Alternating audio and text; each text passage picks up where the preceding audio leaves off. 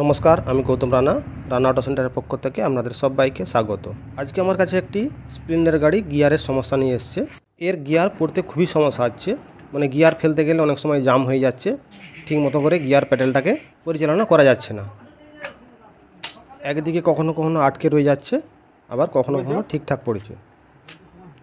এই যে দেখুন, আমরা এদিকে লাগাচ্ছি সহজে লাগছে, আবার এদিকে গিয়ার যখন কমাচ্ছি তখন এখানে মাঝে মাঝে আটকে যাচ্ছে। এই ধরনের সমস্যা হলে আমরা সর্বপ্রথম কি করব বা কাস্টমারকে কি বলবো যে কত টাকা খরচা হবে বা কি সমস্যা হতে পারে, সেই জন্য আমাদের এই সম্বন্ধে কিছুটা ধারণা অবশ্যই থাকা উচিত, তবেই আমরা সহজে কাস্টমার ডিলিংস করতে পারবো। তা যেহেতু এই ধরনের সমস্যা, তা এই ধরনের সমস্যা হলে অনেক কারণে হতে পারে। গিয়ারের মধ্যে দু রকমের স্প্রিং আছে, স্প্রিংও কেটে যেতে পারে। তা এই ধরনের সমস্যা হলে প্রথমে আমরা আগে ক্লাচ চেম্বারটাকে খুলে নেব, এবং ক্লাচ চেম্বারটাকে খুলে ক্লাচের পুরো অ্যাসেম্বলিটাকে আমরা খুলে নিয়েছি। এই ধরনের সমস্যা হলে সর্বপ্রথম কি মনে হবে যে এই স্প্রিং, নিচের স্প্রিং অথবা উপরে স্প্রিংটা কাটা, কিন্তু এই ধরনের সমস্যা হলে এই স্প্রিংগুলোর জন্য হয় না। নিচের যে বড় স্প্রিংটা আছে এটা যদি কেটে যেত, তখন গিয়ার প্যাডেলটা যেদিকে গিয়ার দেবো সেই দিকেই ঝুলে রয়ে যেত এবং হাতে করে আবার তুলতে হতো, ইজি থাকতো কিন্তু জাম হতো না। আর উপরের স্প্রিংটা কেটে গেলে কিন্তু কোনো গিয়ারই পড়তো না, যে কোনো একটা গিয়ারে আটকে গিয়ে রয়ে যেত।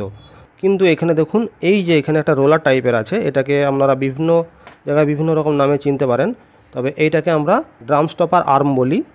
তা এই ড্রাম স্টপার আর্মটা কিন্তু আমাদের দেখুন, এই যে ড্রাম স্টপার প্লেট আছে এর উপরে উঠে গেছে, যার ফলে প্লেটটা জাঁকা হয়ে যাওয়ার জন্য আমাদের গিয়ার ফেলতে জাম হচ্ছে, অর্থাৎ আমাদের এখানে যে গিয়ার ড্রামটা জামে ঘুরছে, যার জন্যই আমাদের এই সমস্যাটা হচ্ছে।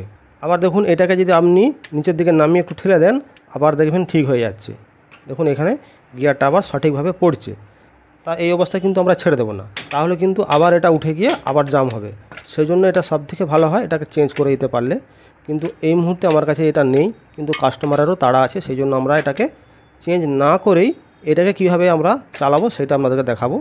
দেখুন, এই যে এটা সমস্যা, যেটা একটু টান দিলে আর্মটা আবার উঠে চলে আসছে, সেই জন্য এটাকে আমরা একটু বাঁকাবো, একটু বাঁক দেবো, অর্থাৎ আমরা একটু এমনভাবে বাঁকাবো যাতে করে ওটা না উঠে আসার মতো পজিশন পায়। সেই জন্য আমরা এই ভাইসের মধ্যে এটাকে আটকে নিয়েছি। এরপর আমরা উপর দিকে একটু ঠুকে বাঁকিয়ে নেব এবং নিচের দিকটাও একটু ঠুকে বাঁকিয়ে নেব। তা বাঁকটা কীরকমভাবে করলাম, এই যে আমার আঙুলটা যেদিকে বাঁকাচ্ছি এইরকমভাবে এই দিকে আমাদের বাঁকাতে হবে। এরপর আমরা এটাকে লাগিয়ে নিই।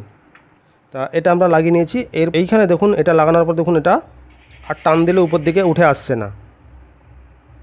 এরপর আমরা যদি গিয়ারটা ফেলাই, তাহলে দেখুন আমাদের গিয়ারগুলো সহজে পড়ছে এবং আবার গিয়ারগুলো সহজে উঠে যাচ্ছে। তা আশা করি আপনারা এই ছোট্ট ভিডিও থেকে কিছুটা শিখতে পেরেছেন। যদি ভিডিওটা ভালো লাগে অবশ্যই একটি লাইক করতে ভুলবেন না। তো আজকে এই পর্যন্ত, আপনারা সবাই সুস্থ থাকুন, ভালো থাকুন, পরের ভিডিওতে আবার দেখা হবে।